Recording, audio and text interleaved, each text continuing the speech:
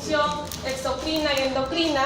Como función exocrina, pues es el responsable de realizar la degradación de los hidratos de carbono complejos hacia otros que pueden ser aprovechados durante el metabolismo intestinal. Tenemos también como páncreas endocrino, pues que libera algunas hormonas como la insulina, el glucagón, la somatostatina y el polipéptido pancreático. Como páncreas exocrino, habíamos mencionado pues que va a degradar los hidratos de carbono complejos a través de ¿qué? De enzimas de tres tipos principalmente. Las proteolíticas, en las que tenemos la tripsina, quimotripsina, carboxipolipeptidasa. Las enzimas lipolíticas con la lipasa, el colesterol esterasa y la fosfolipasa. Y también enzimas amilolíticas, dentro de las que se encuentra principalmente la amilasa. Entonces mencionábamos la insulina, principal elemento producido por el páncreas endocrino. ¿De qué se encarga la insulina?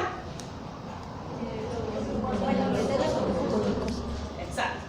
En tejidos sensibles a la insulina, como el músculo esquelético, la grasa, el hígado, la insulina ¿qué va a hacer? Va a estimular la captación de glucosa y la correspondiente formación de glucógeno, inhibiendo también la síntesis de glucosa. ¿El glucagón de qué se encarga? ¿Cómo participa? Principalmente a nivel hepático, va a estimular la formación de glucosa y posteriormente la cetogénesis. Por otro lado tenemos la somatostatina, que también es otra hormona importante, que va a inhibir la secreción tanto de insulina como de glucagón, así como la secreción de otras hormonas que vamos a ver en el transcurso de este módulo. Dentro de las patologías más frecuentes y de las que de todas maneras van a tener que manejar algún paciente, ya sea durante sus rotaciones, en el internado, incluso en su salud, es la pancreatitis. De hecho, el cuadro y la fisiopatología de fondo ustedes ya la conocen, pero la vamos a repasar un poquito. La pancreatitis aguda, este cuadro con tanta clínica, con tantas manifestaciones con las que llega el paciente, pues es un proceso inflamatorio, en donde va a haber una activación precoz de proenzimas pancreáticas, principalmente de la tripsina, que puede comprometer tanto los tejidos locales, es decir, tanto el propio páncreas, como órganos a distancia con una severidad variable. Tenemos diferentes etiologías, dentro de las que principalmente se asocia la pancreatitis. ¿Cuál es? Litiasis. Las litiasis vesiculares hasta en un 60% de los casos. Le sigue, cuidado, la ingestión alcohólica, hasta en un 30% de los casos. Luego tenemos alteraciones metabólicas, dentro de las que destaca la hipertrigliceridemia. Podemos tener pacientes que andan tranquilos por la vida con triglicéridos más de 1000 miligramos por decilitro. Este ya es un valor de alerta, si es que, al menos nosotros en el laboratorio, cuando encontramos estos valores sin una clínica asociada, pues tenemos que advertir a este paciente que está en un grave riesgo de poder padecer una pancreatitis aguda. Tenemos también otras situaciones como la hipercalcemia, en los cuadros de hiperparatiroidismo y en otras patologías como la insuficiencia renal. Tenemos otras etiologías como un traumatismo directo, traumatismo en abdomen, de repente situaciones postquirúrgicas, cuando ha habido manipulación, de repente con una CEPRE, una colangiopancreatografía retrógrada endoscópica, donde hay manipulación pues, de la vía biliar, de repente cuando hay la manometría de esfínter de Oddi, y también tenemos que con relativa frecuencia, hasta en un 5%, podemos tener fármacos que se asocian a esta patología. ¿Qué fármacos? Por ejemplo, el paracetamol, ¿no? Que es de uso tan frecuente, estrógenos, ácido valproico. Entonces, ¿qué pruebas vamos a utilizar para llegar al diagnóstico de una pancreatitis cuando llegan esos pacientes? La principal y la más utilizada y la que no debe faltar en todas las emergencias del mundo es la amilasa. Esta amilasa se va a encargar de fraccionar los carbohidratos complejos en fragmentos. Es producida por el páncreas exocrino, pero ojo, también no solamente es propia del páncreas, también la podemos encontrar secretada por otras glándulas, como las glándulas salivales, la mucosa intestinal, la placenta, el hígado y las trompas de falopio. Se sabe que en un cuadro de pancreatitis esta se va a incrementar rápidamente, incluso desde las 3 primeras horas. Tenemos que en el 75% de los pacientes ya la encontramos significativamente incrementada dentro de las primeras 8 horas de iniciado el cuadro.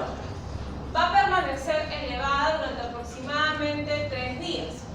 Sin embargo, recordad que si encontramos que se encuentra incrementada hasta en 3 veces el límite superior del valor de referencia, se sabe que existe un mayor a 95% de sensibilidad en estas primeras 24 horas y estaríamos diagnosticando apropiadamente un cuadro de pancreatitis.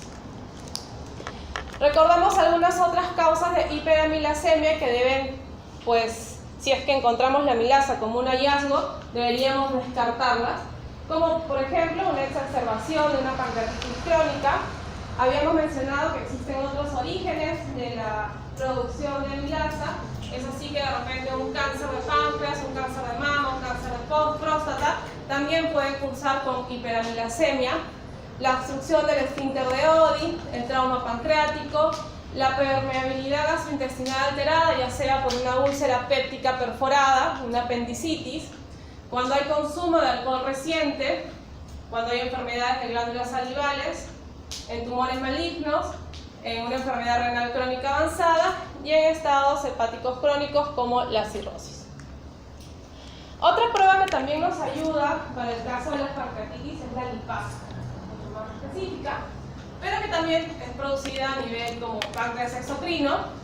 Tenemos que se incrementa también rápidamente con un pico a las 24 horas, pero va a permanecer elevada por mucho más tiempo, a diferencia de la amilasa que habíamos conversado anteriormente. Sin embargo, se sabe que si encontramos el valor de lipasa por encima de 5 veces su límite superior, estamos con seguridad en un 85% de que es específicamente un cuadro de pancreatitis. Recordamos los criterios de Ransom, son súper importantes y que no se deben olvidar.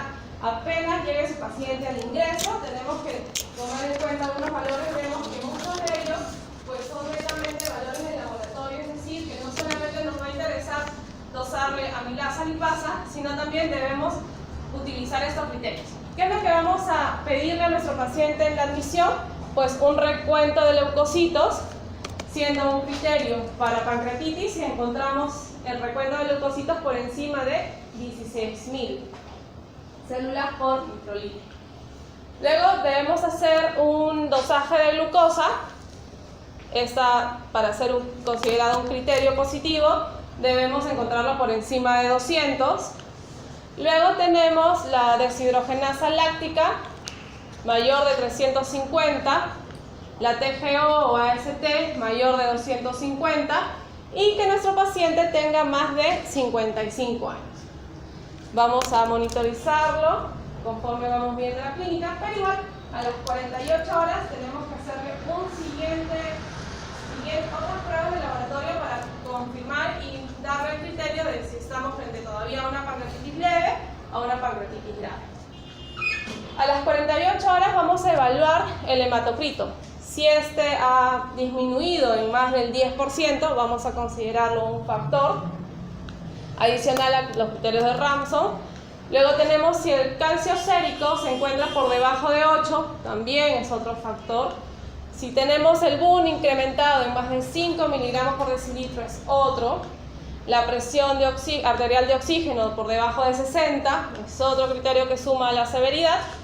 Y también si encontramos que el paciente cursa con acidosis metabólica con un déficit de base mayor de 4 miliequivalentes por litro.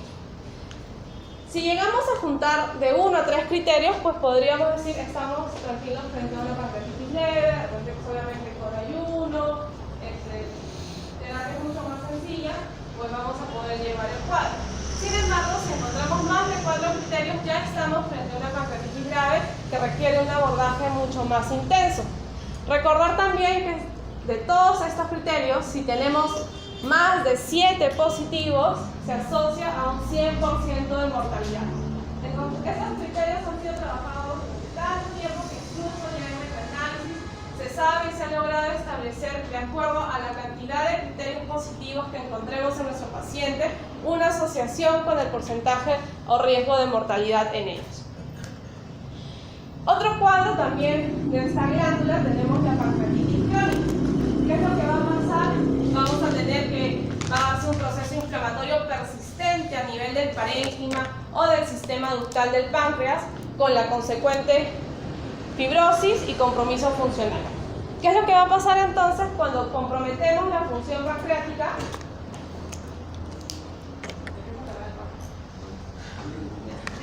Vamos a tener entonces un cuadro de malabsorción, el paciente puede cursar con esteatorrea, y si pues vamos a tener afectado el páncreas endocrino, pues vamos a tener de repente riesgo de que nuestro paciente curse con diabetes mellitus.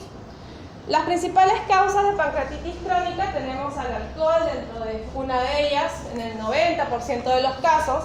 Tenemos pancreatitis recurrentes, ya sea por obstrucciones, litiasis, los cuadros de hipertrigliceridemias, hipercalcemias y también de origen autoinmune. Dentro de las pruebas diagnósticas que hacemos ya para el cuadro de una pancreatitis crónica, principalmente aquellos que se asocian a los cuadros de malabsorción. Ojo que ya vamos a encontrarlos alterados cuando se ve afectada más del 90% de la función exocrina, cuando ya la hemos perdido. ¿Qué pruebas se recomiendan? Pues realizar un test de tolerancia a la glucosa, que suele encontrarse positivo o alterado en el 65% de los pacientes con pancreatitis crónica, la presencia de grasa fecal y amilasa y lipasa incrementada en ayunas hasta en un 10% de los pacientes.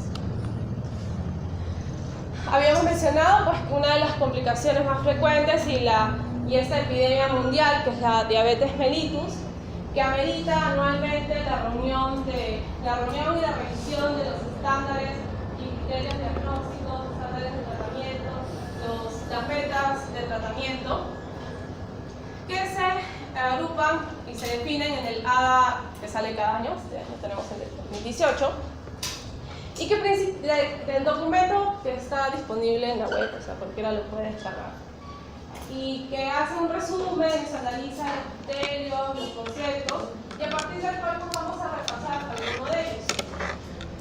Así tenemos la clasificación. Definimos la diabetes tipo 1 cuando principalmente hablamos de una destrucción autoinmune de las células beta, y vamos a cursar, nuestro paciente va a tener una deficiencia absoluta de insulina. Situación diferente es la diabetes tipo 2, donde va a haber una pérdida progresiva de la secreción de insulina por parte de las células beta, y se va a asociar generalmente a un cuadro de insulinoresistencia. Otro cuadro de diabetes mellitus, pues tenemos la diabetes gestacional, donde generalmente vamos a encontrarlo en el segundo o tercer trimestre, pero que existe todavía la duda, porque de repente no se le hizo un control antes de la gestación a la paciente, si es que nuestra paciente era anteriormente diabética. Generalmente, pues, nuestro paciente va a llegar con, ¿cuál es el término? Poliuria, polidipsia, lesiones, alteraciones en la microvasculatura, ¿no? Que lo van a traducir ellos con las palabras de que mis heridas no sanan, lesión a nivel también oftalmológica, lesión borrosa, va a haber pérdida de peso y polifagia, ¿no? Sin embargo, los síntomas no son característicos siempre, no les vamos a encontrar, no van a llegar siempre los pacientes con esta sintomatología amplioide. La diabetes tipo 1 y tipo 2 pues son enfermedades heterogéneas en las que la presentación clínica y la progresión de la enfermedad pueden variar considerablemente. Es aquí pues donde el laboratorio tiene un papel bastante importante. Tradicionalmente se creía que la diabetes tipo 1 pues, era de los pacientes, de los niños, y la diabetes tipo 2 de los adultos. Ahora este concepto ha sido desterrado porque podemos tener tranquilamente pacientes adultos con diabetes tipo 1. Por eso es importante hacer la clasificación al momento del diagnóstico, porque eso va a definir la terapéutica. Sin embargo, no todas las veces es sencillo. Es por eso que también anualmente, para revisar ese documento que vimos al inicio, el del ADA, que es de la Asociación Americana de Diabetes, se reúnen también y recaban las experiencias, por ejemplo, de la Fundación de Investigación de Diabetes Juvenil, de la Asociación Americana de Endocrinología Clínica y de la Asociación Europea para el Estudio de la Diabetes, que han determinado algunos conceptos de acuerdo a la evidencia que ellos han ido manejando. Por ejemplo, tenemos así que ocasionalmente los pacientes que tienen diabetes tipo 2 van a cursar con cetoacidosis diabética, y principalmente si hablamos de pacientes hispánicos o asiáticos. En el caso de pacientes niños con diabetes tipo 1, van a venir con síntomas clásicos de poliuria, polidipsia, y solo en baja frecuencia encontramos la cetoacidosis diabética. La presentación de la diabetes tipo 1 en los adultos es variable. ¿Cuáles son los criterios diagnósticos para decirle a un paciente, usted señor es diabético, porque es un diagnóstico que decimos para toda la vida? Son tres principalmente, son los que definen la edad.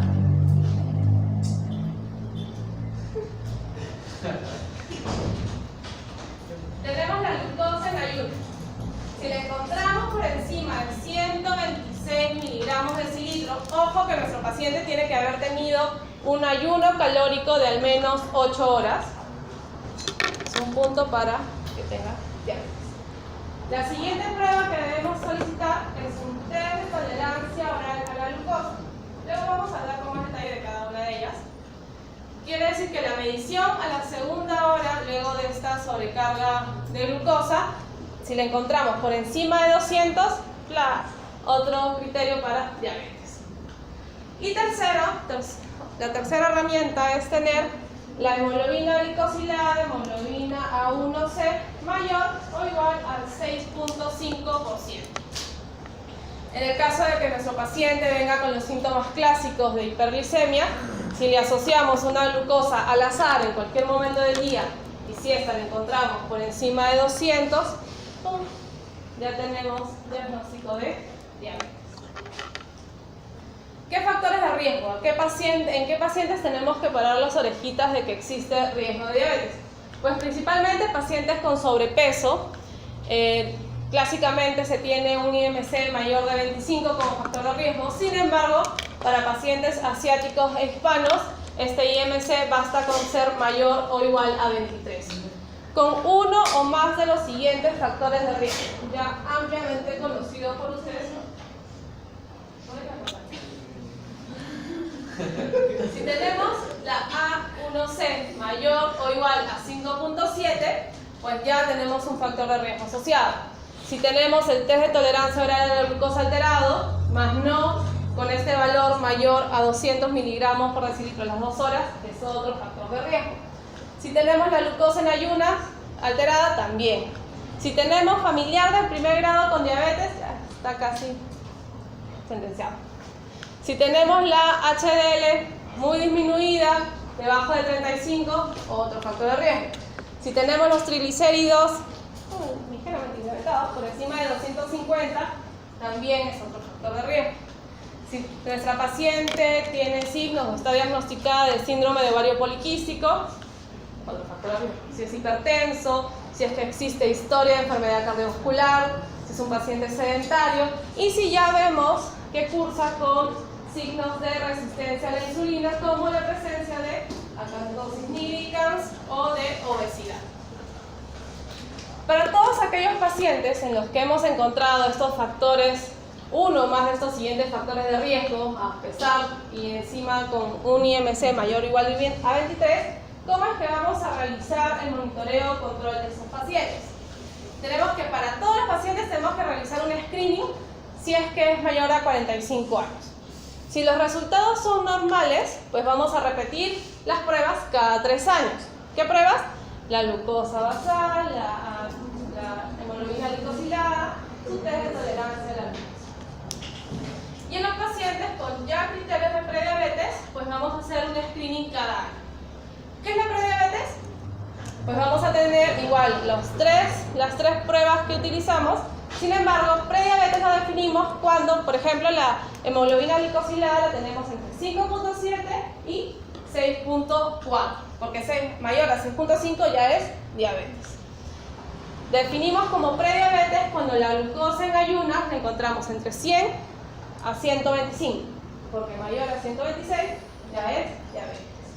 Y en el test de tolerancia oral a la glucosa definimos como prediabetes cuando tenemos valores a las 2 horas entre 140 y 199. ¿Por qué? 200 ya es. La diabetes tipo 1 es la menos frecuente, representa solo del 5 al 10% de todos los casos y se va a dar pues por la destrucción autoinmune de células beta pancreáticas. Tenemos que puede deberse a diferentes situaciones, sin embargo, la fisiopatología conocida es que existe ya una predisposición genética.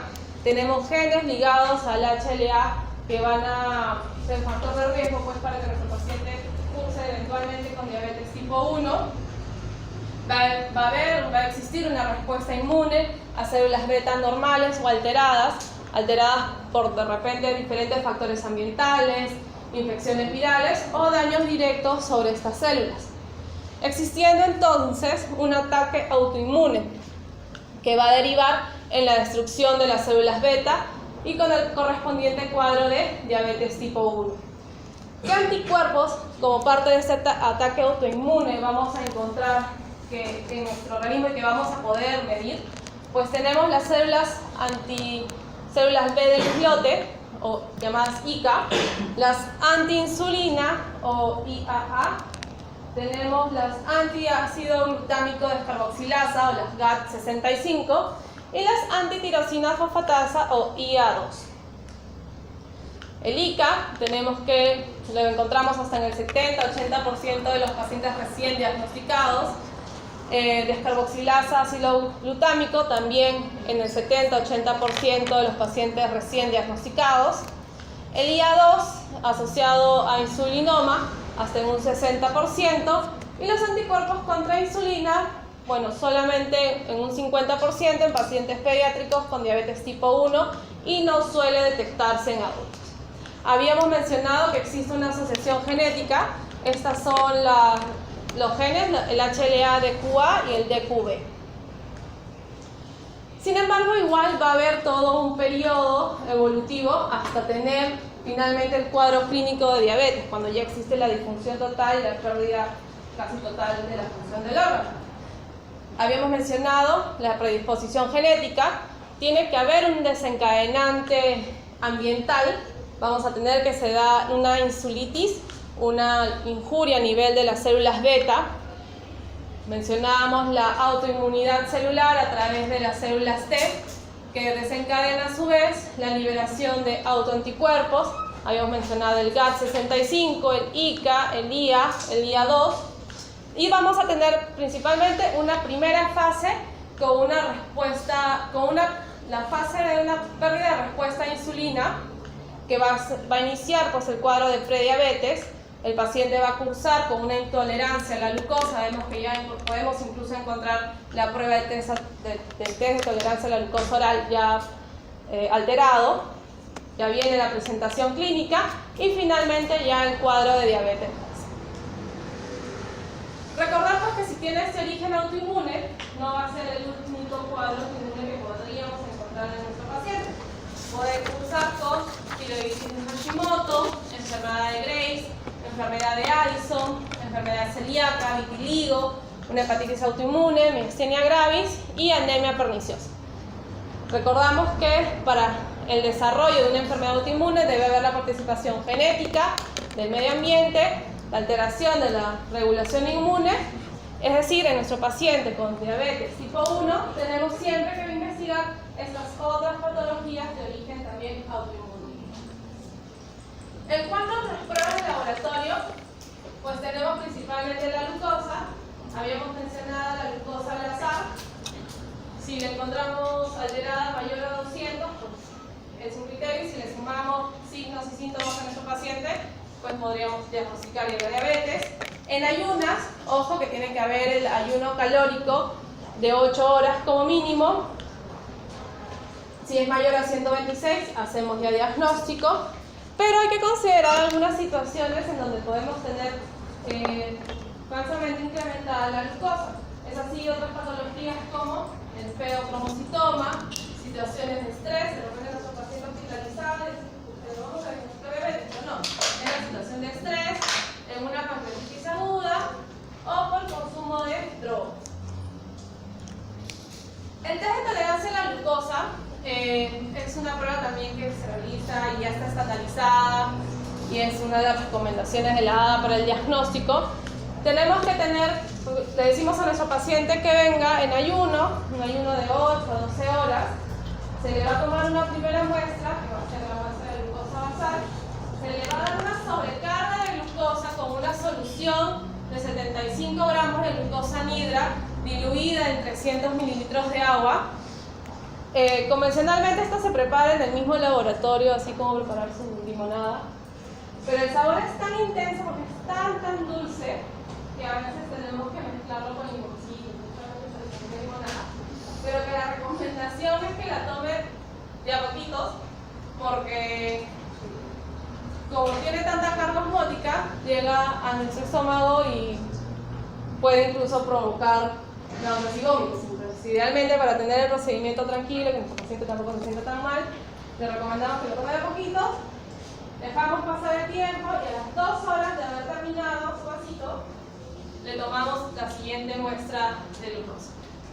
¿Y qué es lo que vamos a valorar? Esta es la curva normal, esta es la curva de cómo se eleva la glucosa en un paciente normal, con sus reservas insulínicas adecuadas. Vemos que puede llegar a un pico, siempre menor a 200, incluso a la primera hora, que es el pico más alto. Sin embargo, a la segunda hora cae, incluso por debajo de los 100. Tenemos que en un caso de ya intolerancia a la glucosa, este pico se va a mantener elevado a la primera hora, sin embargo, antes de la segunda hora va a caer. Pero ya en un paciente diabético vemos que esta curva se mantiene muy incrementada por encima de 200 miligramos de decilitro de concentración de glucosa en sangre. Recuerden esto, hay muchos médicos porque si bien la prueba está estandarizada para hacer diagnóstico cuando la medimos a las 2 horas, hay endocrinólogos que les gusta ver cómo se comporta esta curva en su paciente. Pueden solicitar de repente el dosaje a la hora, hay algunos casos que tienen a la media hora, a la hora y media, a las 2 horas, las 2 horas y media, 3 horas, y el pobre paciente termina agujereado muchas veces.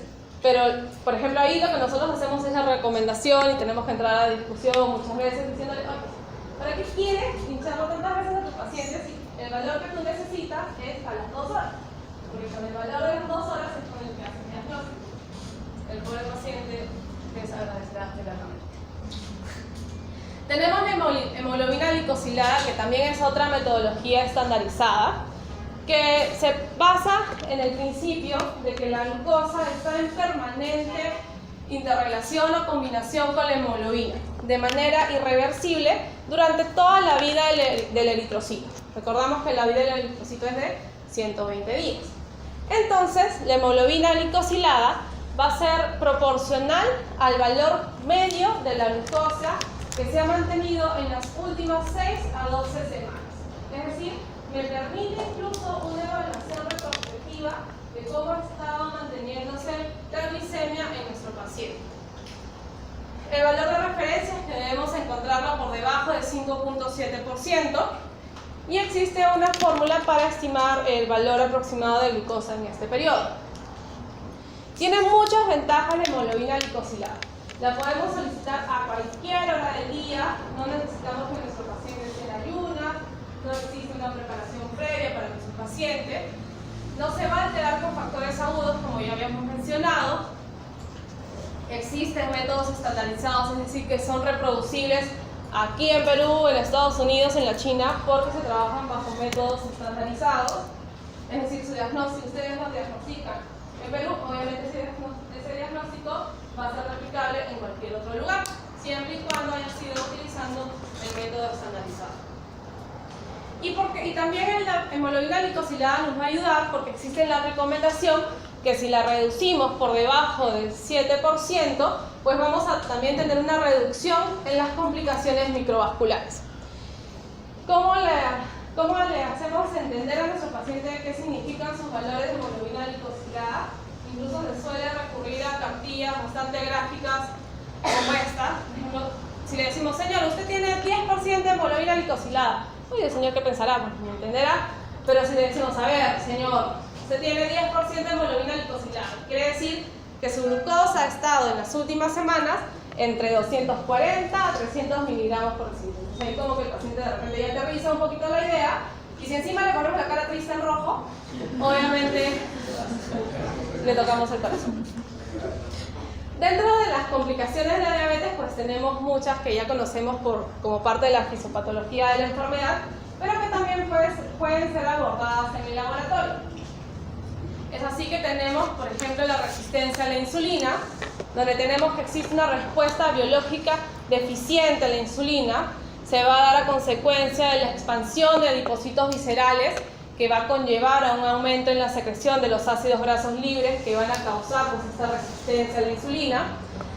Estos ácidos grasos van a aumentar la unión de la insulina, van a alterar la unión de la insulina a su receptor, alterando así pues, la acción de la hormona. Y el defecto más importante se va a traducir en intolerancia a la glucosa y diabetes mellitus. 80% de los pacientes obesos van a tener esta resistencia a la insulina y principalmente se encuentra asociada al síndrome metabólico. Podemos usar la insulina en el laboratorio.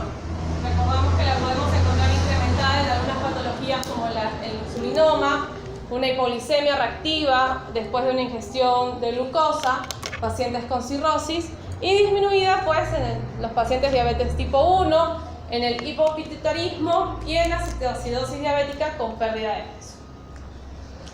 Hablamos entonces de la cetoacidosis diabética, una de las complicaciones más graves, severas y con las que generalmente pueden debutar y llegar a nuestros pacientes en emergencia. Generalmente pues, se va a dar por un estado crítico de déficit de insulina y exceso de hormonas catabólicas. Nuestro paciente llega deshidratado, con el aliento de manzanas, con hipotensión ortostática, taquipneico, taquicárdico, con dolor abdominal, náuseas, vómitos, confusión, síntomas bastante generales. Y muchas veces llega tan planchado que ni siquiera te ayuda con el interrogatorio, ¿no? Ni siquiera el señor cómo se sintió antes, tiene antecedentes de diabetes, no, ni siquiera te da tiempo eso. Pero ahí ya su ojo clínico te dice, puede ser algo con la glucosa. Ojo que también se asocia a antecedentes de infección viral, infección bacteriana, traumatismo o solo estrés emocional. ¿Qué es lo que va a suceder? Pues tenemos una mayor producción de glucosa con una disminución en su utilización que va a generar un cuadro de hiperglicemia con el correspondiente estado hiperosmolar que va a llevar a un compromiso de conciencia, glucosuria, porque ya superamos los umbrales renales de glucosa, con deshidratación y pérdida de electrolitos. Por otro lado, tenemos que va a existir un aumento de la lipólisis, un aumento de la cetogénesis con una utilización menor de los cetoácidos. Entonces, vamos a tener una hipercetonemia que va a llevar a una acidosis metabólica con la consecuente aparición de bafolipnia, halitosis cetónica e hipercalemia. El estado hiperosmolar es la otra complicación crítica de un paciente diabético que bien puede llegar a ser debut, es mucho más mortal, mucho más grave que el estado cetoacidótico. Generalmente la hiperglicemia en los pacientes diabéticos tipo 2 pues puede desarrollar y desencadenar un coma hiperosmolar. Es mucho más severo en diabetes tipo 1, es 10 veces mayor en mortalidad en comparación a la cetoacidosis diabética y en un 60% se asocia a infecciones como neumonías e ictus. ¿Cómo vamos a poder diferenciar estos dos estados? Pues acá el laboratorio nos va a ayudar. Principalmente la glucosa plasmática. La vamos a encontrar mucho más elevada. ¿Dónde? En el estado hiperosmolar, incluso teniendo valores por encima de 600 miligramos de cilia. El pH, pues mucho más ácido en la cetoacidosis diabética, pudiendo encontrarlo incluso por debajo de 7. Las cetonas en la cetoacidosis diabética. La osmolaridad incrementada en el estado hiperosmolar, por encima de 320. Una brecha aniónica, entonces, mayor a 14 en el estado hiperosmolar. Y en ambas situaciones podemos llegar a estupor o coma. Entonces, a lo areca, tenemos que recordar que los dos criterios importantes que vamos a tener que evaluar en nuestro paciente crítico para poder discriminar si estamos frente a un estado hiperosmolar o a una cetoacidosis, pues va a ser el valor del pH y el valor de la glicemia. A menor valor de pH nos acercamos más a una cetoacidosis diabética y a un mayor valor de glicemia nos acercamos más a un probable síndrome hiperglicémico hiperosmolar. Listo.